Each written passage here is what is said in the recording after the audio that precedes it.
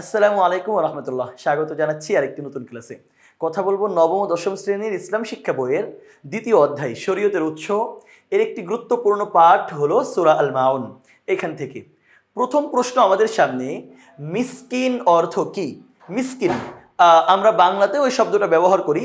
প্রশ্ন হলো মিসকিন শব্দের অর্থ কি? নিঃস্ব, উদাসীন, অনাথ নাকি অসহায়? মিসকিন শব্দের অর্থ হলো নিঃস্ব, যে একেবারেই নিঃস্ব তাকে বলা হয় মিসকিন, যার কাছে কিছুই নাই। আর ফকির আর মিসকিনের মধ্যে একটা চমৎকার পার্থক্য আছে, তোমরা কেউ জানো কিনা? মনে করো একজনের সারাদিন চলতে প্রয়োজন হলো 100 টাকা। এখন তার কাছে আছে হলো 20 টাকা, আর বাকি 80 টাকা তার প্রয়োজন। এই লোককে মিসকিন বলা যাবে না, এই লোক হলো ফকির। আর যার সারাদিন চলতে প্রয়োজন হয় 100 টাকা, মৌলিক প্রয়োজন আর কি, কিন্তু তার কাছে 1 টাকাও নাই, সে হলো মিসকিন। তাহলে মিসকিন অর্থ কি? নিঃস্ব। কারা নামাজে উদাসীন? মুশরিক, মুনাফিক, কাফির নাকি ফাসিক? এই যে 4টা শ্রেণীর কথা বলা হয়েছে, এর মধ্যে নামাজে উদাসীন কারা? নামাজে উদাসীন হলো যারা মুনাফিক, তাদেরকে নামাজে উদাসীন বলা হয়েছে। সূরা আল মাউন কোরআনের কততম সূরা? 107, 8, 9 নাকি 110? সূরা আল মাউন কোরআন মাজিদের 107তম সূরা। যারা তাদের সালাত সম্পর্কে উদাসীন, আয়াত অংশ দ্বারা কি বোঝানো হয়েছে? নামাজে দাঁড়িয়ে অন্যমনস্ক না হওয়া, দৈনিক 5 ওয়াক্ত নামাজ আদায় না করা, লোক দেখানোর জন্য নামাজ আদায় করা, মাঝে মধ্যে নামাজ আদায় করা। যারা তাদের সালাত সম্পর্কে উদাসীন বলতে বোঝানো হয়েছে মূলত যারা নামাজ পড়ে মানুষকে দেখানোর জন্য, নামাজ পড়ে যারা, তাদেরকে বোঝানো হয়েছে। সুতরাং গ নম্বর উত্তর সঠিক। এরপরে প্রশ্ন হলো, সূরা আল মাউন থেকে আমরা যে শিক্ষা নিতে পারি, যে শিক্ষা লাভ করতে পারি, এতিম ও নিঃস্বদের আমরা তাড়িয়ে দেব না, এটা আছে।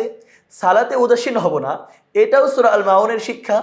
বিচার দিবসকে অস্বীকার করব না, এটাও সূরা মাউনের শিক্ষা। সুতরাং তিনটাই যেহেতু সঠিক, আমরা তিনটাই সঠিক হিসেবে ঘ নম্বরকে চয়ন করছি, কারণ ঘ নম্বরেই তিনটাই সঠিক বলা হয়েছে। নিচের উদ্দীপকটি পড়ে 150 ও 151 নম্বর প্রশ্নের উত্তর দাও। শরীফাদের বাড়িতে তাদের প্রতিবেশী মা বাবা হারানো একজন শিশু একটু খাবার চাইলে তার মা কঠোরভাবে তাড়িয়ে দেয়। মানে একজন এতিম বাচ্চাকে কঠোরভাবে তাড়িয়ে দেওয়া হচ্ছে। প্রশ্ন হলো, শরীফার মায়ের কাজটি কোন সূরার শিক্ষা পরিপন্থী? এতিমকে তাড়িয়ে দেওয়ার ব্যাপারে সূরা মাউনে বলা হয়েছে, সুতরাং এটা সূরা মাউনের শিক্ষার পরিপন্থী। তার এই কাজটি, এই যে একজন এতিম বাচ্চাকে তাড়িয়ে দিল, দিনকে অস্বীকারের শামিল, কাফির মুনাফিকদের কাজ, এতিমদের প্রতি অবহেলা। তার এই কাজটা কিসের শামিল? তার এই কাজটা মূলত কাফির মুনাফিকদের কাজ এবং এতিমের প্রতি অবহেলা। 2, 3 সঠিক, 2, 3 আছে গ নম্বরে। এর পরের প্রশ্ন হলো, নিচের উদ্দীপকটি পড়ে 152, 153 নম্বর প্রশ্নের উত্তর দাও। রায়হানদের বাসায় একজন এতিম ছেলে সাহায্যের জন্য আসলে তার মা বকা দিয়ে তাড়িয়ে দেয়। এখানেও দেখতে পাচ্ছি আমরা এতিম বাচ্চার সাথে খারাপ ব্যবহার করা হচ্ছে। প্রশ্ন হলো, রায়হানের মায়ের কাজটি কোন সূরার শিক্ষা পরিপন্থী? এটা আমাদের জানাই আছে, এতিমকে তাড়িয়ে দেওয়া, এটা মূলত সূরা মাউনের শিক্ষার পরিপন্থী। এরপরে হলো 153 নম্বর প্রশ্ন।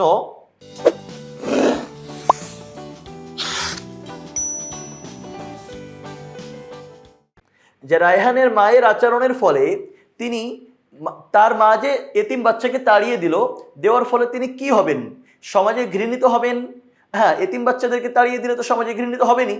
কাফের ও মুনাফিকদের বৈশিষ্ট্যের অধিকারী হবেন। সূরা আল মাউনে এই কাজটা কাফের মুনাফিকদের বৈশিষ্ট্য বলা হয়েছে। আখেরাতে শাস্তি পাবেন, তিনি আখেরাতে শাস্তি পাবেন, কারণ তিনি পবিত্র কোরআনের আয়াতের শিক্ষাকে লঙ্ঘন করেছেন। সুতরাং সবগুলোই সঠিক। এরপরে হলো, আমরা একটা ছক দেখতে পাচ্ছি, ক এবং খ।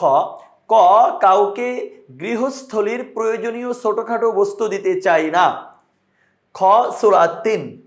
এরপরে প্রশ্ন হলো, ক নং ছকের তথ্যের মধ্যে কোন সূরার শিক্ষা লঙ্ঘিত হয়েছে? ক নম্বরে যে ছকটা দেওয়া আছে, ক, কাউকে গৃহস্থলীর প্রয়োজনীয় ছোটখাটো বস্তু দিতে চায় না। গৃহস্থলীর প্রয়োজনীয় ছোটখাটো বস্তু দিতে না চাওয়া, এটা মূলত সূরা আল মাউনের শিক্ষা। সূরা মাউন কোথায় আছে? গ নম্বরে, সুতরাং গ নম্বর উত্তর সঠিক। এর পরের প্রশ্ন হলো, খ নং ছকের বিষয়বস্তু নাজিল হয়েছে মূলত, খ নং ছকে একটা সূরার নাম দেওয়া আছে। এখন এইটার সাথে কি হয়েছে? পরকালের জবাবদিহিতার জন্য, ইসলামের প্রতি দাওয়াত দেওয়ার জন্য, কতিপয় নিয়ামতের কথা স্মরণ করানোর জন্য। সূরা 3 মূলত নাজিল হয়েছে 1 আর 3 এর উদ্দেশ্য মিলে।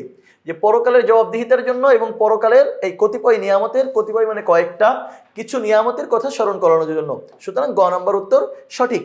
এরপরে আমাদেরকে একটা উদ্দীপক দিয়ে আরো 2টা প্রশ্নের উত্তর দিতে বলা হয়েছে।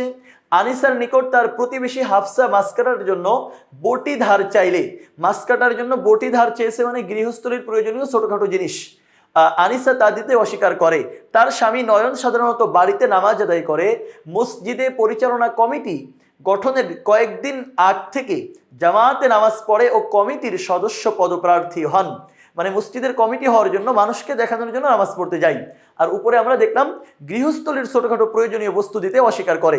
প্রশ্ন হলো, আনিসার কর্মকাণ্ডে যে গৃহস্থলীর প্রয়োজনীয় জিনিস দিতে অস্বীকার করে, তার কর্মকাণ্ডে কোন সূরার শিক্ষা লঙ্ঘিত হয়েছে? সূরা আল মাউনের শিক্ষা, কারণ আমরা এটা সবাই জানি। এর পরের প্রশ্ন হলো যে নয়নের আচরণের ফলে সে কি ভোগ করবে? সে সারা বছর নামাজ পড়ে বাড়িতে, এরপরে মসজিদ কমিটি সব পদপ্রার্থী হওয়ার জন্য কয়েকদিন আগের থেকে নামাজ পড়তে যাচ্ছে। সে তার আচরণের ফলে দুনিয়ার দুর্ভোগ, মানুষ যদি এটা জানতে পারে তাহলে মানুষের কাছে সে দুর্ভোগের শিকারী হবে। আল্লাহর অসন্তুষ্টি, আল্লাহ তো অসন্তুষ্ট হবেনি, কারণ নামাজ পড়তে হবে আমাদেরকে আল্লাহকে দেখানোর জন্য। এখন সে নামাজ পড়ছে মানুষকে দেখানোর জন্য। পরকালের শাস্তি, তিনটাই সঠিক। তিনটাই তাহলে কোথায় দেওয়া আছে? ঘ নম্বরে। আমরা ঘ নম্বরকে সঠিক হিসেবে গ্রহণ করছি। আমাদের পরের ক্লাস হলো শরীয়তের দ্বিতীয় উৎস সুন্নাহ। এই ক্লাস তোমরা দেখবে। আমরা সেই আমন্ত্রণ জানাচ্ছি। বিদায় নিচ্ছি। আল্লাহ হাফেজ। আসসালামু আলাইকুম ওয়া রাহমাতুল্লাহ।